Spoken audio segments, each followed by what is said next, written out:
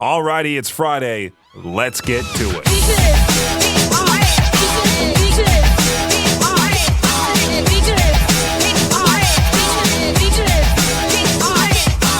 Alrighty, it's Friday. Thank goodness. December 27th, 2024. Hope all is well with you. It's been eventful the past day or two.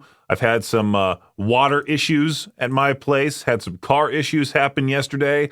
Just a whole bunch of nonsense, a whole bunch of stuff all at once. When it rains, it pours, right? Found out the water at my place is I'm getting no hot water overall. Getting zero hot water. Tried taking a shower last night. It was cold. I'm like, you know what? Maybe I'll just wait till tomorrow morning. I tried taking a shower this morning, and sure enough, still no hot water. Had to leave here for about 10 minutes or so to find out the entire water heater needs replaced. That's always fun. The city has to shut off the water, go into my place, completely replace that whole entire thing. Luckily, I don't have to pay for that myself. I just, pay the rent every month, which is not fun. I'm anticipating April to come around and I get that email. We feel it's necessary for a rental increase. I have two choice words that I can't say on the air for any email like that. Anyway, if you want to get a hold of me, you know the number, 208-535-1015. We'll continue here in just a few with a perfect circle, Breaking Benjamin, and more on K-Bear 101. It takes a lot to be a delivery driver of any kind. Amazon especially, trying to deliver all those packages before Christmas. The holidays are potentially the worst for any delivery driver out there, I would assume, right? Well, I found this article from Fortune.com. Police say this Amazon driver ditched 80 packages in the woods before Christmas because they were stressed. 80 packages. I wonder how they found it. That's what I'm trying to figure out. If they ditched them in the woods, they must have done a terrible job hiding all of them. Or maybe someone spotted. Maybe there's like a camera on the car. There has to be, right? There has to be some sort of tracker on the Amazon vehicle. And they're like, yeah, this one specific driver kept going to the woods frequently, or maybe just went to the woods, which is very odd for them to do so. Maybe they just used the restroom. I don't know. And then the police proceeded to go over there and see all these Amazon boxes behind a tree. They went, oh, this is not supposed to be here. It says Sergeant Sean Robert from the Lakeville Police Department was on patrol when he spotted, so it was hidden in plain sight. He spotted 3 large Amazon totes with more than 80 packages just sitting in the woods. What was this sergeant doing in the woods? Just looking for hoodlums that were out there, potentially teenagers, just walking around? He was there early Sunday morning around 2 a.m. in southeastern Massachusetts. Sergeant just found those 3 Amazon totes.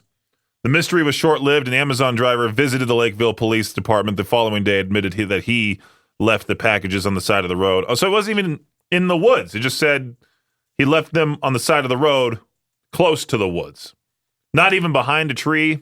Little to no effort. Wow. You deserve to get caught.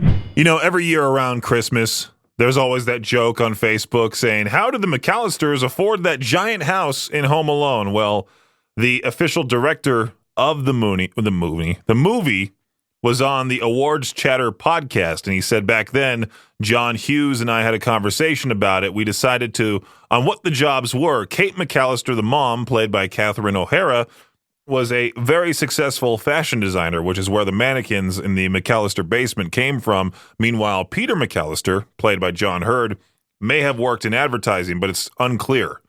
The father could have been based on John Hughes' own experience, worked in advertising, but he says, I don't remember what the father did. One thing is for sure, though, the McAllisters were not in the mob, according to the director. Not organized crime, even though there was, at the time, a lot of organized crime in Chicago. How the McAllisters were able to afford their iconic, enormous house, which is located in Winnetka, Illinois, has been at the forefront of internet debates year after year around the holiday season, a time when most people watch Home Alone and they go, how did they afford that house? Well, there you go. There's your answer.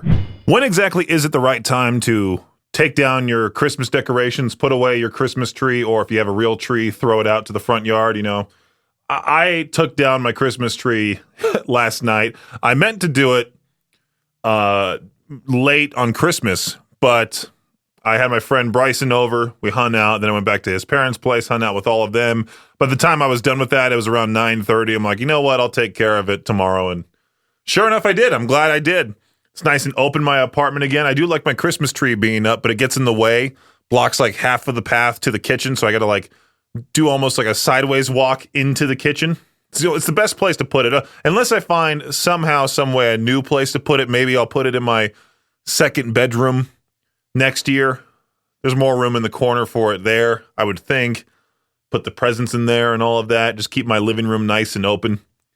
I don't know. I'll figure that out next year. So that's a next year problem for sure.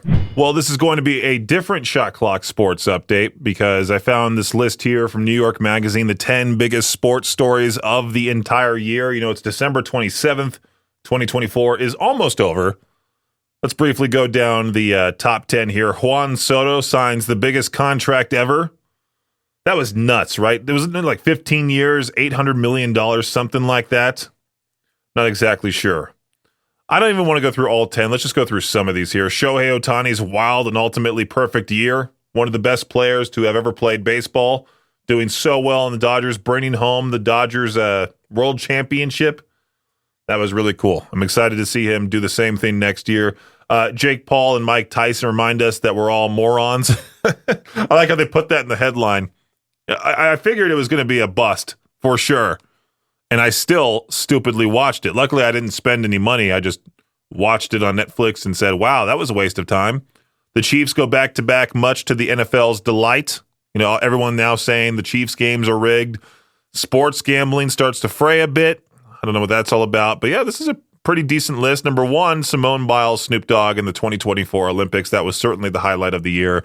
And obviously, Caitlin Clark and the explosion of women's sports because of her coming to the WNBA and really just having the spotlight on her. I'm hoping more and more people watch women's basketball next year. That does it for your very odd Shot Clock Sports update right here on K-Bear 101. I think I've asked the question before, what's the worst injury you've ever had? I think for me, it was breaking my ankle my junior year of high school. I landed on a teammate's foot. My foot went completely sideways, chipped the bone or tore the ligament, then chipped the bone because of that.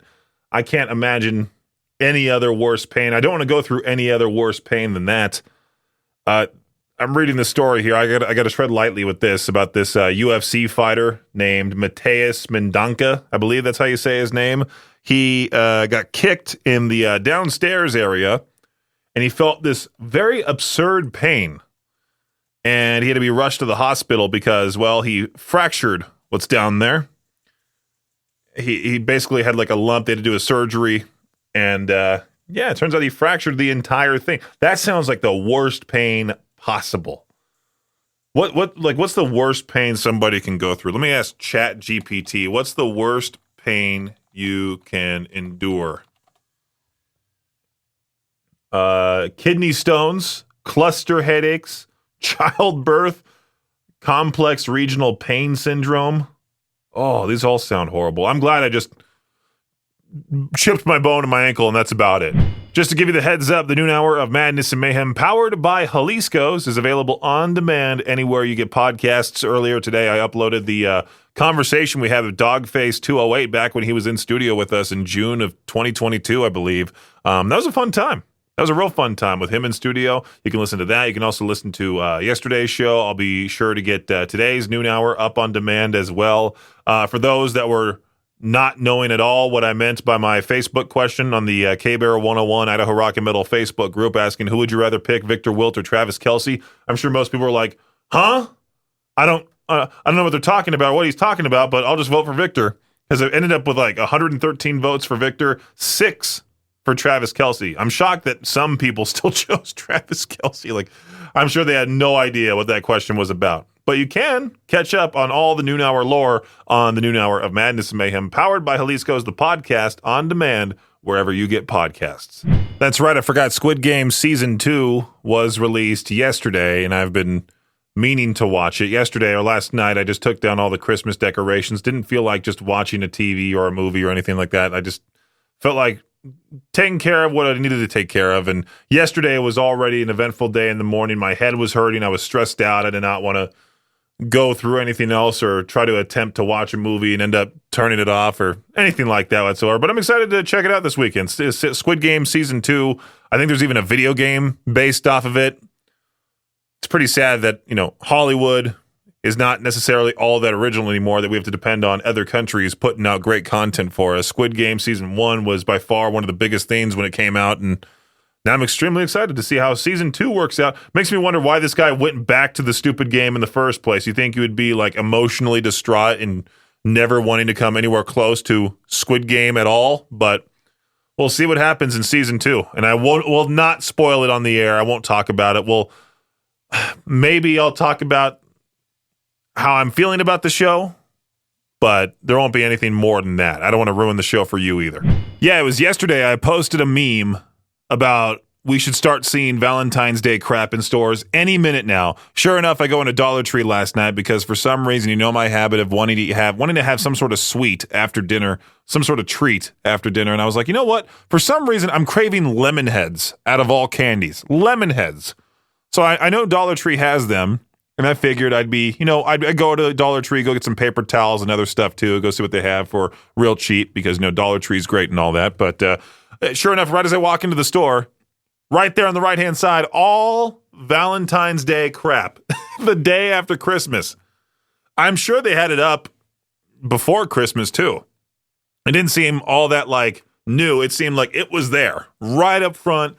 Valentine's Day, and I'm sure Walmart will follow suit, and oh man, it's gonna suck seeing all that overpriced chocolate right there in the front. Yikes. It's that very weird week when nothing's going on. It's almost like that time portal into the next year. I don't really like this week all that much because I never really have any plans for New Year's, and I always want to try to have plans for New Year's, and then New Year's Eve comes around and nothing happens. I treat it just like every other day. I go to bed early. I don't even stay up till midnight. I just go to bed at 10 p.m. because there's nothing for me to do. I just go, I'm tired. I'll put down the Xbox controller, wake up tomorrow, treat it as any other day. Are we off on the first too? I think we might be.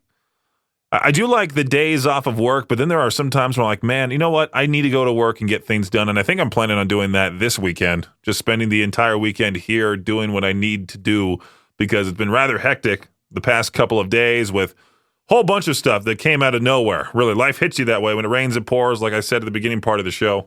It sucks when things happen like that, really. But I'm excited to see what happens in 2025, to see what bands decide to do what. Should we do an end of the year K-Bear bingo type game and put out our predictions and look at it like at the end of next year, see what actually happened, see what didn't happen? I feel like it'd be awful if we did like the K-Bear death pool or dead pool or whatever it's called and talk about which celebrities do you think will die in 2025. Oh man, that wouldn't be good. But at least predict some weird things happening, right? Something's bound to happen next year, for sure. I see stories pop up like this all the time about a person returning a way overdue book to the library, and you wonder what exactly the library is going to do after the book's been gone for 50 years? This library informed a man that he could keep a book he had checked out and kept overdue for half a century. I mean, what is the library going to do if it is late? They're going to continuously call you and then fine you every time that it's late, but then, do they even fine you? I wonder do you have to have a credit card on file? I haven't been to the library in years. I've been meaning to go to the one in Idaho Falls, but I mean, I feel like that's the way to get people to return books is you keep like their credit card information on file. I don't think you can do that at all, but that way, if it's a day late, they just charge you, what is it, like 10 cents or something like that to hey, you got to return the book. So you're telling me you can just keep a book from a library as long as you want. They won't throw that big of a fuss. And then many years later have your son or your grandkid return it and then go, hey, you know what? You can just keep that book. Is that the best way to start a book collection? To start taking from the library very slowly? Please don't do that. I'm only joking. I have said it many times before. There are people who are just straight up elitists when it comes to Christmas music, very similar to metal music. There's a lot of people out there that enjoy listening to Christmas music all the time. And I mean all the time. I can't stand it. I'll turn it on occasionally, but am I going to sit there and listen to a music channel play consistently over and over and over again? Definitely not. I'll have it on when I'm wrapping presents, or if I'm driving around and I want to look at the lights, I'll turn on Christmas music there. But if I was in charge, I would make it the day after Thanksgiving to Christmas and then back to normal music. if I was ever in charge of a radio station that's in charge of Christmas music, I wouldn't be like this lady who I just saw commented on Facebook on I forgot what post it was, but this lady named Lisa, which that name is also, I feel like maybe a tad worse than Karen. You see a lot of Lisas in the news causing trouble. No, I'm kidding. Christmas isn't over until January 6th, according to Lisa. But then she says, but it's all good. Spotify has Christmas channels all the time, so you do your commercial Christmas. I'm over here celebrating real Christmas. Don't you love an online departure? Isn't that fun? I'm going to Parkway Drive. You know, that consistent thing of like, nobody cares. People will get mad no matter what, especially when it comes to radio. There's people mad about certain songs, certain artists, certain genres being played. I mean, a lot of artists as of late have been doing this country core stuff. You know how many times I've heard, why y'all playing country music on K-Bear? And it's like, well, I don't explain the whole backstory to you about how, a lot of these metal artists are just doing this cowboy core stuff because it's a common theme right now, and we're playing what's popular, what people are streaming, and it's not necessarily unpopular. There's a lot of people streaming that music. There was even somebody talking to me about the Corey Marks song, Make My Country Rock, which I didn't think had a place here on K-Bear at all. But I think Victor did a voting poll. Most people wanted it, so we decided to include it in the playlist. Majority rules when it comes to our playlist around here. Which, by the way, if you ever want to provide your feedback on any song that we play here, you can always use the K-Bear 101 app and hit the thumbs up or the thumbs down. Like that one lovely lady that called in for the Peach the Road not that long ago, and she was like, I don't like Falling in Reverse. Anytime I hear one of their songs, I give them a thumbs down, which is what you should do. Be like her. Get the K-Bear app. Let us know your feedback. People take tipping way too seriously, and I mean way too seriously. We just had that post in the K-Bear 101 Idaho Rock and Metal Facebook group that was just out of nowhere, like, hey, if you can't tip, don't go out. And there was over 200 comments on that post of people debating that. Oh, man, that was a fun time. And now I just saw a story all around tipping about this one lady, a 22-year-old delivery driver for Marco's Pizza. She was working out in Florida at one of the businesses or one of the Marco's Pizza in Florida, and she was she delivered a pizza. She delivered a whole order, $33 worth of food, a pizza and wings. And she received a $2 tip. So you know what she did? She didn't just take the tip and said, you know what, forget that order. Hopefully I get a bigger tip on the next one. No, she instead finished her shift, clocked out, returned later that night to stab that customer 14 times. 14 times. Do the cops count that, or does she do that when she's stabbing the person? 1, 2, 3. It goes until 14. All right, I'm done. Falls to the ground. No, most likely the cops just looked at the body and said, oh, yeah, there's 14 stab wounds. I mean, that's a lot. Yikes. I mean, a $2 tip's a horrible thing for a $33 order. What's 15%? What's is it like 20%? What's 20% of 33? 6.6. So you should have just given the lady $7. She would have been happy, and you wouldn't have been stabbed. I'm hoping the person's okay. Luckily, the person who did that, the girl now in jail, no longer at that job any longer. Do you think Marco's Pizza would give her some free pizza after that? Something? Maybe like free pizza for a year? All because of this lady? You would have to do something, right? You're responsible. The name of the business is in the article. This lady just made Marco's Pizza's reputation around Florida a whole lot worse. I watched a lot of movies as of late. I watched about 4, which is a lot, right? Brawl in Cell Block 99, great movie, very dark, very gritty. Watched The Dead Don't Die. That one was mid. It wasn't all that great. Then what else did I watch? Oh, I might have just watched 3 movies, not 4. The third movie I watched, National Lampoon's Christmas Vacation. There were so many people hyping that movie up, saying it was the greatest comedy, the greatest Christmas comedy you could watch. Watched it, and I was like, that was it. It was bad about 45 minutes in. I wanted to turn the movie off, and I was watching it on Christmas Eve. I'm like, I have to watch a Christmas movie on Christmas Eve and watch the full thing and then go to bed to sort of mimic what my family and I used to do back at home. And now that I'm on my own, I still want to keep that tradition alive. I know Victor's against traditions, but I do like my family's Christmas traditions of watching a Christmas movie on Christmas Eve, going to bed, being told not to go into the living room at all during the night. They're like, don't leave your room at all. throughout the night, and then come morning, I can just go out there and see what Santa brought type of thing. It's my family's Christmas tradition. I'm hoping to go back home for Christmas next year. I did not like Christmas at all this year. It felt so un-Christmassy. It's not even funny. But today's question for To Peach Their Own, what movie did you go into with high hopes only to walk out feeling totally let down? It can be a movie you watched at home and not just in the theater. I mean, National Lampoon's Christmas Vacation certainly is my answer for this question, for sure. 208-535-1015. Let me know your answer. Call in now. Hey, K-Bear, how's it going? Not too bad. All right, James. Now, what movie was just a major letdown after you thought you heard all this great stuff about it, or maybe it was you just had high hopes and it was a major letdown? The one of the first Jason Statham movies I ever saw, like Crank. I love that movie. What are you talking about? Yeah, it just didn't do it for me. It's a funny one for sure. It's a weird concept. Crank 2 is even crazier than Crank 1. Yeah, no, I might have to go back and try watching it again because I think I was like 16 or 17 the first time I tried watching it. And it just didn't do it. I think I watched it in a film class, one of those dumb classes I took in college. They're like, yeah, let's watch Crank. And then sure enough, I thought it was hilarious. That was a great movie. It's better than most action films that are taken actually seriously compared to that one. Yeah. Well, that's why I love going back and watching a lot of the old 80s action movies, like the 80s and 90s action movies, because those were just funny because they were trying so hard. The cheesy one-liners from Arnold. Can't get enough of those. Oh, yeah. Or Dolph Lundgren. Yeah. One of my favorite dumb action movies is The Expendables. And he shoots that grenade launcher at one of the bad guys and goes a little low and blows him up. Yeah. Yeah. No, my favorite one, got to be Demolition Man. Yeah, I haven't seen that one. I need to watch it. There's so many movies and TV shows I'm trying to catch up on. It's crazy. What movie did you go into with high hopes only to walk out feeling totally let down?